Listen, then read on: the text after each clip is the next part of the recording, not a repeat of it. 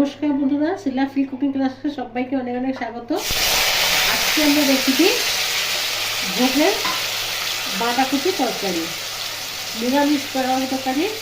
যে কোনো পুজো পার্বণ দিনে, যে কোনো মা লক্ষ্মী হোক, যে কোনো দেবাদেবীকে অর্পণ করতে পারবেন। তো তার জন্য আমি আগে এখানে সরষের তেল দিয়ে আলু কেটে ধুয়ে ভেজে নিচ্ছি। আগে অল্প একটু লবণ দিয়ে দিলাম, এবারটা ভেজে নেব।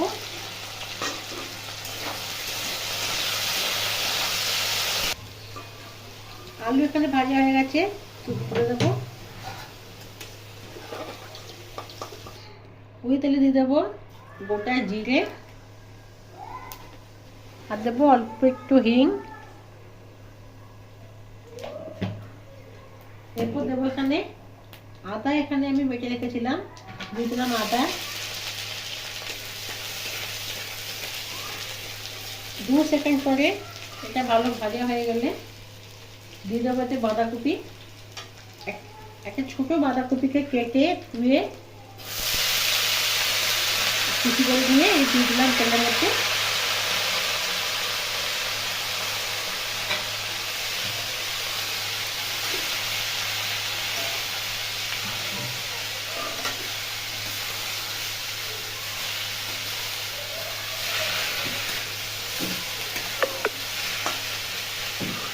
এরপর এর মধ্যে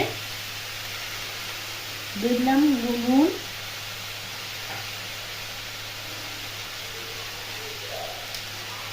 এক চামচ জিরে গুঁড়ো,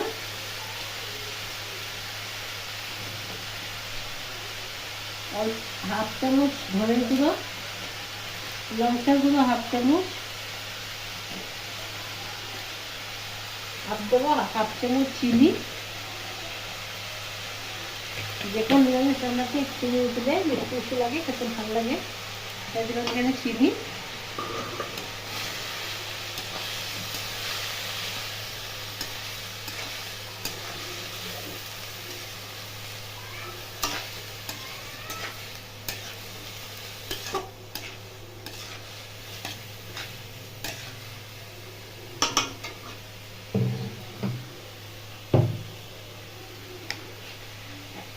ওখানে হাফ চামচ হলুদ,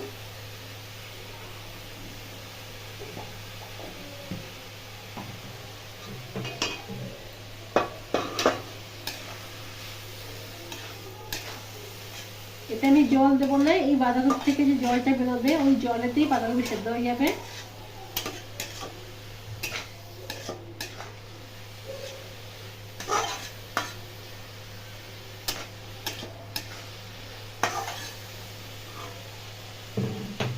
ওর মধ্যে ভাজা আলুটা দিয়ে দেবো।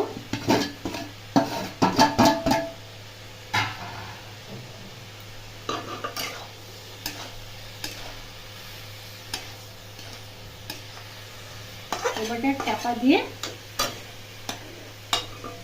দুটোকে সেদ্ধ করতে ছেড়ে দেবো। অপর দিকে একটা চাটু বসিয়ে ওতে আমি দুটো তেজপাতা, হাফ চামচ ধনে, হাফ চামচ জিরা, দুটো দারচিনি, দুটো ছোট এলাচ, আর দেবো 2-4টে গোলমরিচ দিয়ে এটাকে ভালো করে ভেজে নেবো।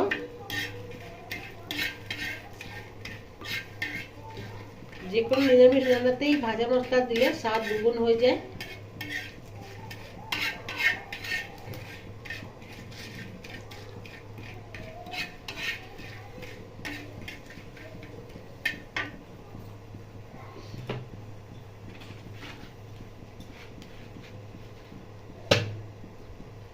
মশলাটা ভাজা হয়ে গেছে, কমিয়ে নেবো।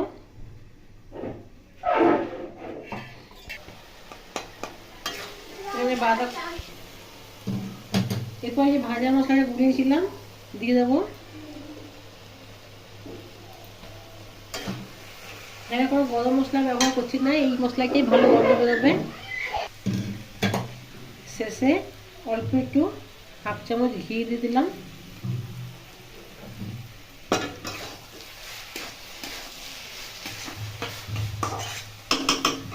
ওপর দিকে দুটো কাঁচা লঙ্কা চিরা দিয়ে তৈরি হয়ে গেল এখানে আমার ভোগের বাঁধাকপি তরকারি। এটা যে কোনো নিরামিষ দিনে তোমার ঠাকুরকে, যে কোনো দেবাদেবীকে অর্পণ করতে পারবে, নিজেরাও উপস্থিত দিন খেতে পারবে। তো কেমন হলো রেসিপিটা কমেন্টে আর শেয়ার মাধ্যমে জানাবে। যদি ভালো লাগে থাকে লাইক করবে আর আমার চ্যানেলটিকে সাবস্ক্রাইব করে আমার পাশে থাকবে। ভালো থাকবে, সুস্থ থাকবে। কালকে আবার কোনো রেসিপির সাথে দেখা হবে। ধন্যবাদ।